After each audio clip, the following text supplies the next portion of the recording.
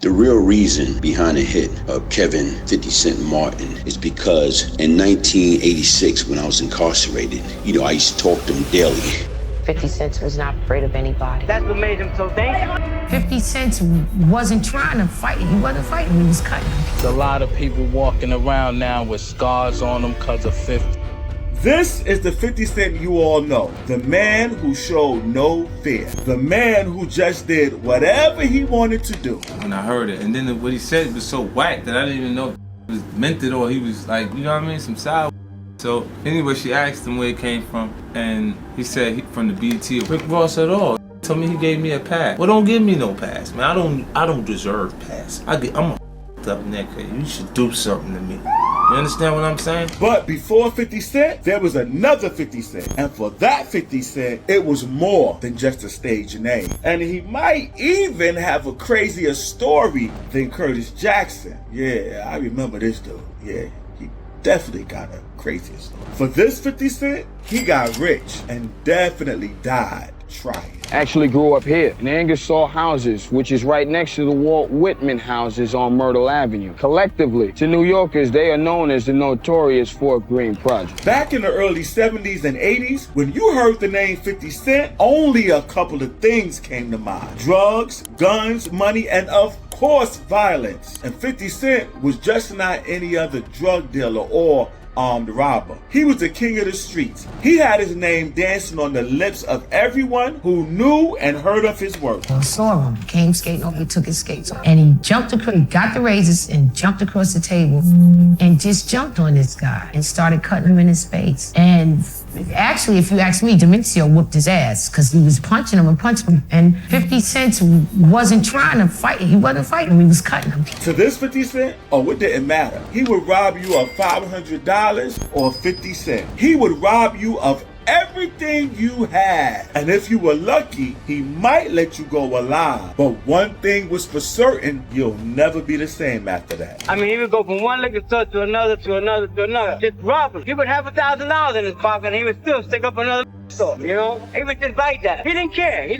I don't think 50 Cent cared about 50 Cent. Kelvin Martin, who we know as the real 50 Cent, had the hood running through his veins. Growing up in a broken home, Kelvin barely had a shot at a good life. So when the streets called, he answered and took over it like it was his throne. Actually grew up here in Ingersoll Houses, which is right next to the Walt Whitman houses on Myrtle Avenue. Collectively, to New Yorkers, they are known as the notorious Fort Greene Project. Kelvin was a short dude, barely 6 feet tall, but he made up for what he lacked in height with his street credibility. Everybody knew who 50 Cent was. You may have had a name also, but you can get it. You had money in your pocket and jewelry on. You tried to cut you in the voice. 50 Cent was not afraid of anybody. That's what made him so dangerous. There's a lot of people walking around now with scars on them because of 50. The name 50 Cent was feared above and beyond. The man was terror, and wherever he went, the people were sure to feel it. All you had to do was say the name and the streets would go crazy. That was how powerful and crazy the real 50 Cent was. But it was here, at the height of New York's brutal crack epidemic, that one man terrorized the city's most notorious gangster. Armed with a bulletproof vest and an arsenal of weapons, he killed, robbed, and extorted many of Brooklyn's biggest hustlers, a cold-blooded crook. He was the hood's version of Billy the Kid. All Kelvin ever wanted was money, and he would go to any length just to get what he wanted. In some way, this worked out in his favor because he was fearless. Kelvin would rob any and everyone because he was that good. He had his eyes at the back at all times, so it was pretty hard for anyone to try to attack him because obviously it would be a waste of time. He also never had a getaway car. He worked with so much confidence that in every of his robbery operations, he walked out without the fear of being caught. But what made him even more popular was how he never tried to hide his identity. Kelvin never for once held a mask with him. If he was robbing you, he made sure you got a clear image of his face. So, report to the cops or not, he wasn't going to hide his face, and for some reason, this drove people crazy. It made sense because he was always strapped with his favorite long barrel handguns, a Colt 45 and a 357 Magnum. There's nothing like pulling a surprise on him because he was always ready until he wasn't. Kelvin's fame spread in the streets so much that rumors about how he got his nickname started making rounds, while some believe that he got the name after walking into a dice game with 50 cents and leaving with $500. Others believed it was due to the fact that Kelvin would rob anyone to their last 50 cents. But whatever the reason was, Kelvin lived up to his name in the streets. As much as Kelvin had the street credibility, he was pretty connected to these streets too. He and Jimmy Henchman were cellmates at a juvenile detention center in Rikers Island. When the two got out, their bond became crazier, and together they performed some of the craziest street operations. Aside from Henchman, Kelvin was affiliated with the Supreme Team gang in Brooklyn. He had their backs as much as they had his. At the time, rolling with the gang like the Supreme Team gang only meant one thing: you're on top of your game. When drugs started taking over the streets, Kelvin knew he wasn't cut out for it. So instead of switching to the drug world, he started his own crew, which was called the Brooklyn Zoo. He became a stick-up kid who would not leave his gang hanging. Kelvin and his crew members would rob drug dealers, nightclub patrons, college students, and even local store owners. At one point, he made an agreement to protect them, but if anyone dared refuse this offer, Kelvin would attack, assault, and rob the victim as punishment. Call it crazy or whatever, Kelvin, he was out to get his bag. So when Curtis Jackson started his rap career officially in 1999, he chose the only name worthy of driving the streets crazy, just like it did in the past. 50 Cent, Curtis was more or less like Kelvin. They both grew up on the streets, hustling to make a living, but unlike Kelvin, Curtis couldn't rule the street by robbing or harming people. He wanted more. Yes, he had the streets on lockdown with his street cred, but his heart was set on doing something different from the norm. So he went with the closest way out.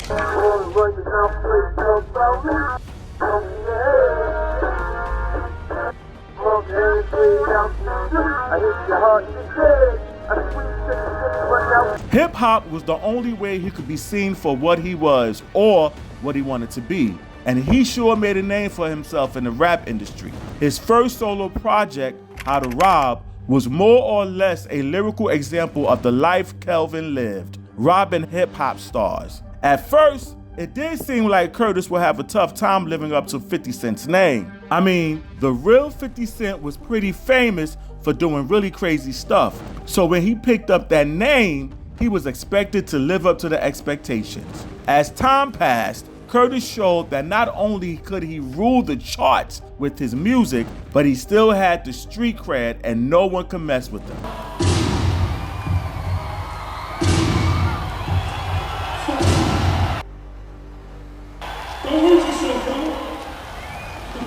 Especially after he took over 50 Cent's name. He must have realized how much power came with using the name, and unlike what anyone would expect, 50 was out to prove himself worthy of the name. And instead of running from the responsibilities that came with it, he took it head on like a gangster. I mean, they up over there too, you know what I'm saying? But it's all good, you know what I'm saying? We out here, it make me mad, word, because I be looking at like, I don't understand why I don't get it, you know what I mean? These want I don't have a problem. There's no problems anymore. However, this was only the start of something dreadful for him. The shadow of hate Kelvin got as the real 50 Cent was cast on Curtis' career. And like Kelvin, Curtis got into really bad beefs with other rappers in the industry.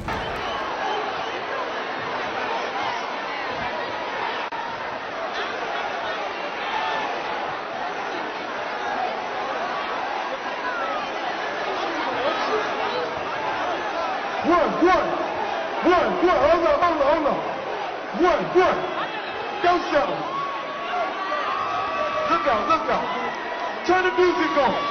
What's up?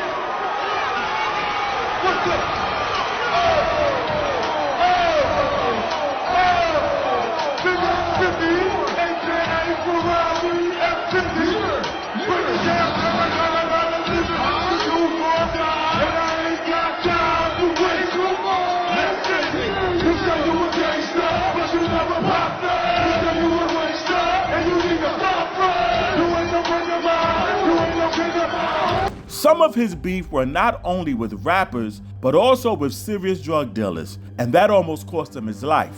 He must have thought he was a legend like Kelvin, but in 2000, something happened that brought up a question about his name and identity. He got shot 9 times and almost lost his life, but somehow made it out luckily.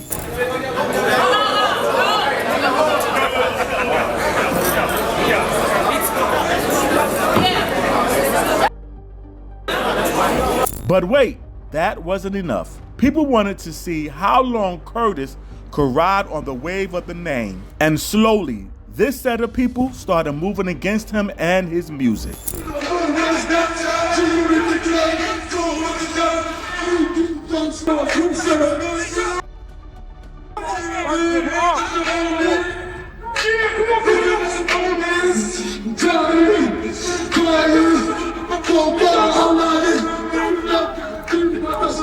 The legacy of Kelvin Martin haunted Curtis' career, and as time passed, as 50 Cent continued to release hit after hit, proving himself to the streets that he had more than just enough 50 Cent's name, a couple of people have come around to change their opinion about him. At the time, anyone could tell that Curtis f***ed real hard with the image of the real 50 Cent, but they were just as different as they were similar. It also didn't help that Curtis was signed by Jam Master Jay, who used to be one of Kelvin's biggest enemies in the past. As a matter of fact, Jam Master Jay and Kelvin had gotten into a really bad beef long before Curtis came into the picture. The beef was so bad that it led to a shootout between Jay's Hollis crew and Kelvin's group.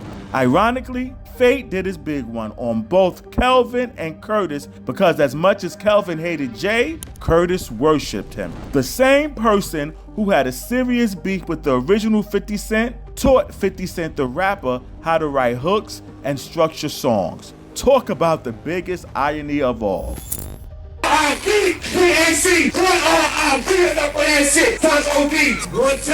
Another irony that played out in the case of Curtis and Kelvin was their relations to the Supreme Team gang, but in different places. While Kelvin's gang was in Brooklyn, Curtis was in Queens. These two gangs were different somehow, but it just made sense that they shared a somewhat similar circle. However, Kelvin's friendship wasn't all gang and robbery related. He was, in fact, friends with Eric B. and Rakim.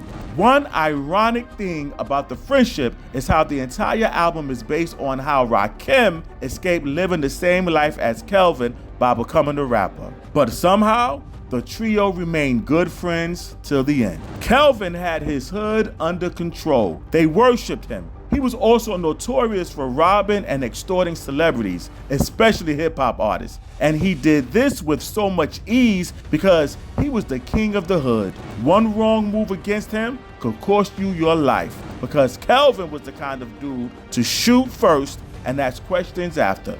That's how much power Kelvin had. If you had to estimate how many people that this man murked, how many would it be? I might know maybe like 30 people maybe he might have did some work on. He had 24 scars from getting shot at and stabbed, but none killed him. However, things got tougher from here on. Folks in the streets sought for more ways to take him out. And when Kelvin could no longer take the murder attempts, he enlisted in the army. Now, many saw this as was one of his plans for escaping his death, but he was given an honorable discharge and forced to return to the streets he left in the first place. Back in the hood, Kelvin moved in with his girlfriend in Brooklyn. Not long after this, he got shot, and this was when he started wearing a bulletproof vest at all times. The real 50 Cent was actually wearing bulletproof vests even before 50 Cent the rapper made it popular. However, it was only a matter of time before Kelvin's actions caught up to him. His death came at a time he was least expecting it. But one thing was clear. He was betrayed. Kelvin was killed by Wemo, an 18-year-old member of his crew. He was murdered in the stairwell of his girlfriend's house. On this day, Kelvin and his Brooklyn Zoo crew had just left Kelvin's girlfriend's project building. This time, he trusted his boys, so he didn't have his guns, nor did he have his usual bulletproof vest on. so he was very vulnerable and murdered by someone he trusted. According to Wemo, he was forced into killing Kelvin by some of Kelvin's enemies who had previously kidnapped and threatened to kill him and his family. The then 18-year-old Wemo, a member of Martin's crew, is reported to have come by the 13th floor apartment before leaving with Martin around 10 p.m. 50 apparently felt secure enough with Wemo that he chose not to wear his bulletproof vest. 50 was found later that evening on the 7th floor landing, bleeding from wounds to the head, chest, and stomach. Despite all the considerable wealth that 50 made from his criminal exploits during his life, Kelvin's death hit really hard because it came from an insider. The last person he would expect to hit him was the one who pulled the trigger on him. His body was found later that evening with bullet wounds to the head, chest, and stomach. Yeah, they wanted that boy dead. And 4 days later, on October 20th, 1987, Kelvin finally gave up the ghost. The same thing almost played out with 50 Cent the rapper, but thankfully, he survived. I forget, why did the guy shoot you 9 times? Was it or something? He was paid to do it. He was paid to do it? Yeah. Who would want to shoot you? Why were you targeted? You're such a good guy. It's my past. The past It was a thing. thing? No, like it's a just- business thing? It's karma. Karma. Karma. Explain to me again why this guy was hired to shoot you 9 times. After Kelvin's death, one would expect that since he got rich from robbing a lot of rich folks, his family would probably get loads of crazy money after his death. But all they got was his gold teeth, as his usual stash spot and deposit box were found empty. There were rumors that the same people who called the hit on Kelvin probably robbed him of his money, but no one would ever actually know how Kelvin's money disappeared. Over time, 50 Cent the rapper has openly talked about the reason he chose to use Kelvin's nickname as his stage name. 50 stated, "I took the name 50 Cent because it says everything I want to say. I'm the same kind of person 50 Cent was. I provide for myself by all means." Yo, when you did talk of the South Side, you didn't talk of the king. Prince and respected Prince. Boys slow, cause I'ma break it down illa. Prince was the businessman and Prince was the killer.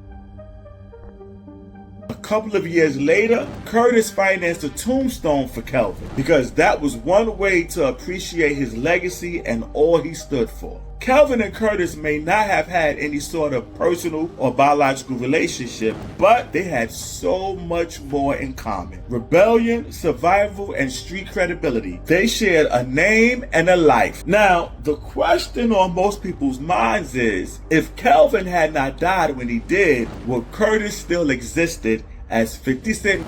I guess we'll never know. But I do know what you could do. You could go ahead and leave your comments about this story, which was really interesting. I remember 50 Cent as a little youngin'. Leave a comment, like it, and share it. Here is something that I know you can do. Tell us how you feel about the story. Share the story. Hey, subscribe to the page. And while you're subscribing, subscribe to the merch. Brooklyn!